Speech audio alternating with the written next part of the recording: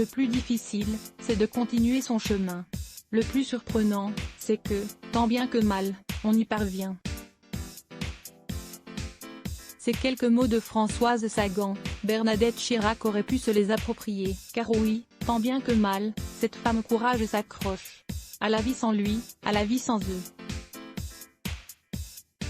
Eux, ces chers disparus, dont l'absence n'a peut-être jamais été aussi présente dans sa chair et dans son cœur. En avril 2016, c'est sa fille aînée, Laurence, qui trouvait le repos éternel. Comment survivre à la mort d'un enfant? On ne survit pas justement, on fait semblant. Alors Bernadette a certainement fait semblant. Semblant de vivre, de sourire, de continuer. Un bon petit soldat voulant rester droit et debout face au mauvais coup du destin. Et puis, il fallait aussi s'occuper de Jacques, dont la santé déclinait de jour en jour. Mais le 26 septembre 2019, Jacques Chirac est parti vers d'autres cieux, rejoindre d'autres dieux de la politique, la laissant seule pour toujours. 3 jours plus tard, Bernadette n'a même pas eu la force de se rendre à la messe d'obsèques célébrée à l'église Saint-Sulpice, à Paris. On sait alors que sa santé serait désormais également précaire, trop de drame pour une seule première dame. Au moment de la mort de son époux, Bernadette est même devenue muette. Les plus grandes douleurs ne le sont-elles pas? Depuis, les nouvelles n'étaient pas bonnes, pour ne pas dire inquiétantes. Certains pensaient même qu'elle ne survivrait pas longtemps à la mort de son mari. Après tout, Jacques et Bernadette n'étaient-ils pas comme ces oiseaux, les inséparables? Bien sûr qu'entre ces deux fortes personnalités il y eut des orages et des tempêtes, des chagrins du cœur, de l'âme et du corps.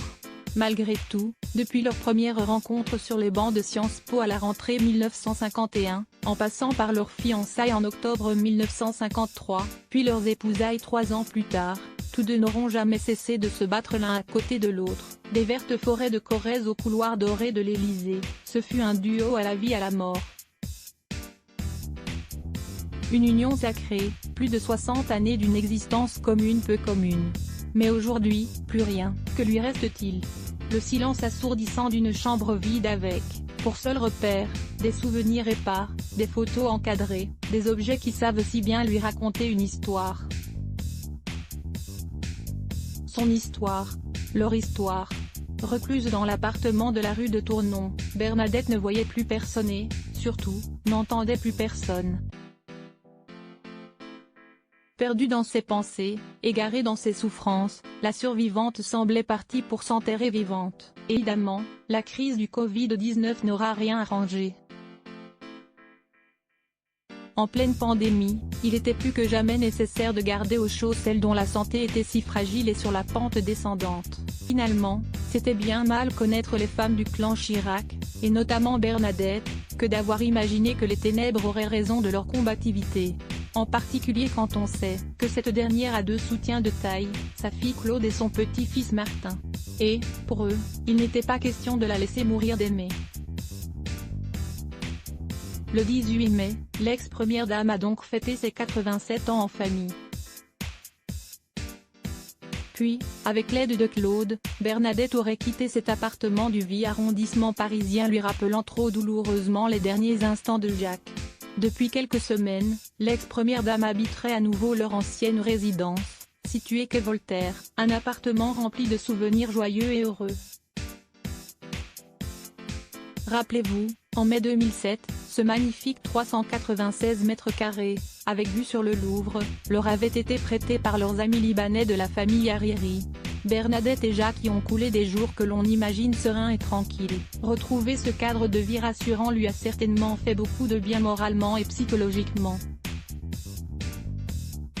Et puis, Claude et Martin sont là, tels 2 anges gardiens, veillant jalousement sur le bien-être de leur mère et grand-mère adorée. Tant d'amour et de bienveillance l'auront peu à peu sortie de cette torpeur de douleur dans laquelle elle s'était doucement mais sûrement enfermée.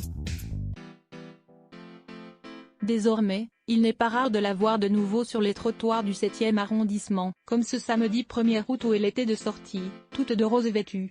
Sans doute, Bernadette doit se sentir encore très fatiguée.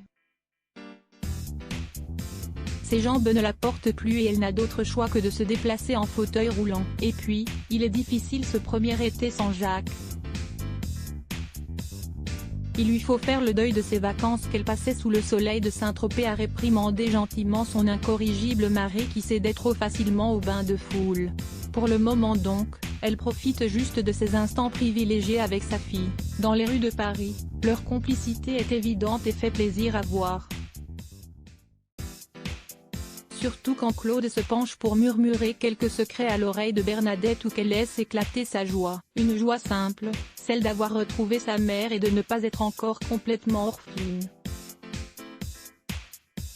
Car Claude aussi doit affronter ce premier été sans son père. Mais l'union fait la force et, à elles deux, ces fortes femmes ont déjà gagné la partie et leur pari, faire de cet été celui de la résurrection. À lire aussi Clément François Let's Block ADS. Why?